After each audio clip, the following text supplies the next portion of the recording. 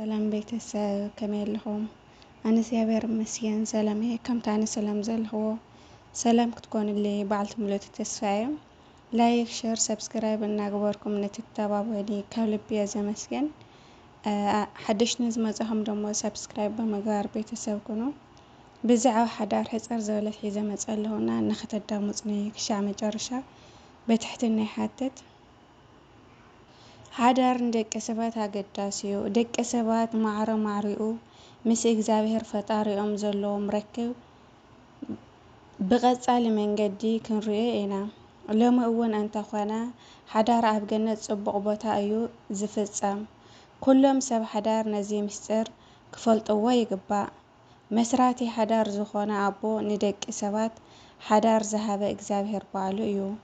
ካብ ፍቓድ እግዚኣብሔር ወፃኢ ሓዳር ዝግበር መስራቲ ሓዳር ዝኾነ እግዚኣብሔር ካብ ሕጊ ወፃኢ ሓዳር ክምስረት ኣይፍቀድን እዩ። እዚ ኣብዚ ሕጂ ወለዶ ዝረአ ዘሎ ናይ ስርሒት ጌጋ እዚ ናይ እግዚኣብሔር ሕግን ስርዓትን ዕሽሽ ኢልካ ምምርዓው ዘሎ ፀገም ኣብ ምድሪ ዘላ ሰማያዊት ስርዓት ዝፍፀመላ ቤተ ክርስቲያን ጥራሕ እያ። ክልተ መፃበዲ ፆታ ክጥርንፍ ሓይሊ ተዋሂብዋ እዩ ቤተ ክርስቲያን ማለት እዩ። ከምቲ ኣዳምን ሔዋንን ኩሉ በረከት እግዚኣብሔር ኣብ ገነት ዝተቐረበሎም ንሕና እውን ኣብዚ ዘመን እዚ እንረኽቦ ሰባት በረከት እግዚኣብሔር ብመሶቦ ክብሪ ክንቅበል እንኽእል ኣብ ቤተ ክርስቲያን ገነት ዝኾነት ቦታ ምስ እንመርዖ ጥራሕ እዩ ዝኸውን ማለት እዩ። ቤተ ክርስቲያንና ነቲ ክልተ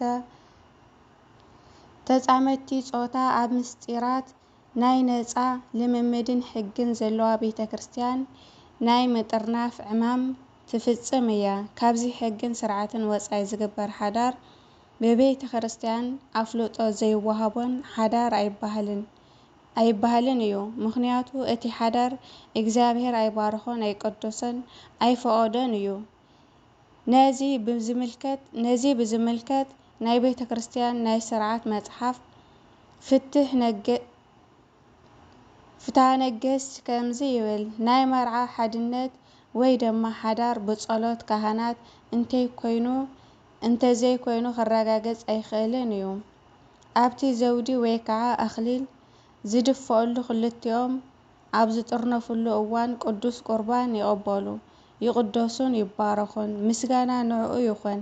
ከምቲ ጎይታና ዝበሎ ሓደ ኣካል እምበር ክልተ ኣካል ኣይኮኑን እዮም። ማቴዎስ 19:5 ሓዳር ኣብ ደገ ዝግበር እንተኾይኑ ግን ከም ሓዳር ኣይቑፀርን እዩ ዝብል። ናይ ክርስቲያን ሓዳር ካብቲ መንግስቲ እግዚኣብሔር ኣምላኽ ዘጥፍኦ ናይ ዝሙት ሓጥያት ንምክልኻል እዩ ሓዳር ዝግበር። ካብ ቁልዕነት ናብ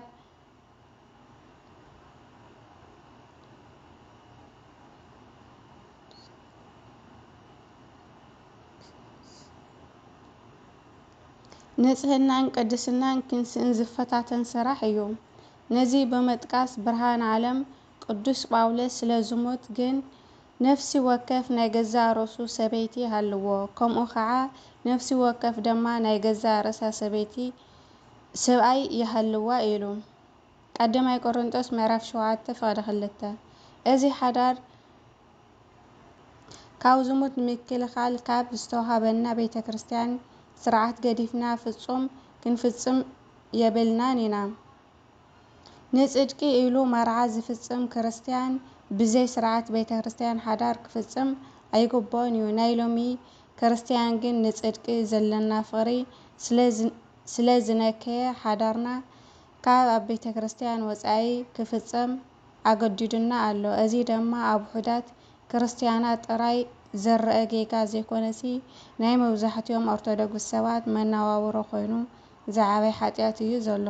ስለምንታይ ኢና ካብ ቤተ ክርስቲያን ተፈሊና ክንመርዖ ክኢልና? ከም ዝመስለኒ መንፈሳዊ ፍልጠት ምስ እግዚኣብሔር ዘለና ርክብ ዘይምፍላጥ እዩ። እቲ ሓደ ፀገም ኮይኑ ዘሎ ሓደ ካብቶም ክርስትና ንምራሕ ኣገደስቲ ነገራት እዮም ዝበሃሉ መሰረታዊ ዝኾኑ ናይ ቤተ ክርስቲያን ኣስተምህሮ ምፍላጥ እዩ። ፍልጠት ንምሓዝ እቲ ክንገብሮ ዝግበአና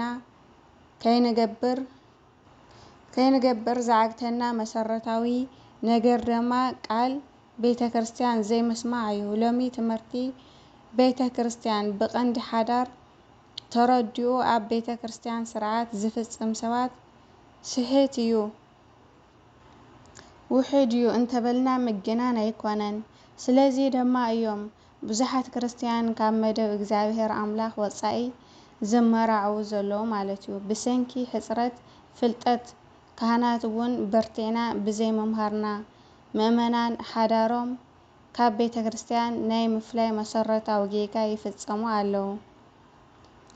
ኣብዚ ጉዳይ እዚ ኣመንቲ ጥራሕ ኣይኮኑን ዝውቀሱ ንሕና እውን ናይ ቤተ ክርስቲያን መራሕቲ ዝኾንና ሰባት ተሓተቲ ኢና። ብዝግባእ እቲ ኣገልግሎት ተበጻሒ ኣብ ምግባር ሸለልትነት ዝረአ ኣቃውማ ቤተ ክርስቲያን እውን ካብ ወቐሳ ነፃ ኣይኮነትን እያ። ህዝበይ ብሰንኪ ሕፅረት ፍልጠቱ ይጠፍእ እዩ። ሓዳርና ካብ ቤተ ክርስቲያን ምስጢራት ርሒቕና ብዓለማዊ መንገዲ ይሕይሽ ኢልና ንጓየ ኣለና። መንገድና እውን መንገዲ ሰይጣን ኮይኑ ኣሎ። ደው ኢልና እዚ ቁኑዕ መንገዲ ከም ዘይኮነ ክንሓስብ ኣየድልየናን እዩ። ካብ እግዚአብሔር ምፍላይን ካብ ምስጢራት ቤተ ክርስቲያን መርሓቕን ሓዳርና ምምስራት ንዓለም ርኢና ኢልና እንምክሐሉ ናይ ተውዓት ጉዕዞ ኮይኑ ይረአ ኣሎ ሎሚ እውን ማለት እዩ። ንዓለም ኮነ ነቶም ኣብ ዓለም ዘለዉ ኣይተፍቀሩ። ምክንያቱ ኣብ ዓለም ዘሎ ኩሉ ፍትወት ስጋን ፍትወት ዓይንን ትዕቢት ገንዘብን ናይ ዓለም እምበር ናይ ኣቦ ስለ ዘይኮነ ንዓለም ዘፍቅር እንተሎ ፍቕሪ ኣቦ ኣብኡ የለን እዩ። ቀዳማይ ዮሃንስ ምዕራፍ 2:15-16 ምስ መጻምድትና ደስ ኢልና ንእግዚአብሔር ምንቲ ከነመስግን እዩ እግዚአብሔር ሓዳር ገይሩልና ዘሎ እምበር ንኻሊእ ኣይኮነን። ርኢኹም ውህብቶ መሶቦ እዚ እዩ። ፍረ መሶቦ ጥቕሚ መሶቦ እዚ እዩ። ፈታዊ ሰብ ዝኾነ እግዚአብሔር ኣምላኽና ንድሕነትና ሓሲቡ ንደቂ ሰባት ክልተ ናይ ህይወት መንገዲ ኣዳሊልና እዩ። ንሰን ከዓ መሶቦን ድንግልናን ወይ ድማ ምንኩስና እዩ።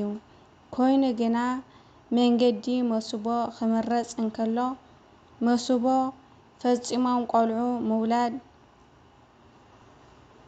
ህፃናት ብምዕባይ ቅድስና ህይወት ንዝነብሩ ቅዱሳን መሲሎም ልክዕ ከምኦም ህይወት ቅድስና ገንዘቦም ገይሮም ክነብሩ ከም ዘለዎም ክፍለጥ ይግባእ ማለት እዩ። መሶቦ ብክልተ ክርስቲያን ዝኾነ ሰባት ዝፍጸም ስርዓት እዩ። ክንደይ ይጽብቕ! እዚ ክልተ ብተስፋ ብድሌት ብፍቕሪ ብሓሳብ ብዝነበርዎ ናብራን ብግብራዊ ብሃይማኖት ሓደ ዝኾኑ ሰባት እዮም ዝፍጽምዎ ማለት እዩ። ክልቲኦም ከም ሓውን ሓፍትን እዮም። ኣገልገልቲ ናይቲ ሓደ ዝኾነ እግዚአብሔር እዮም። ብስጋ ኮነ ብመንፈስ ክፈላለዩ ይኽእሉን እዮም።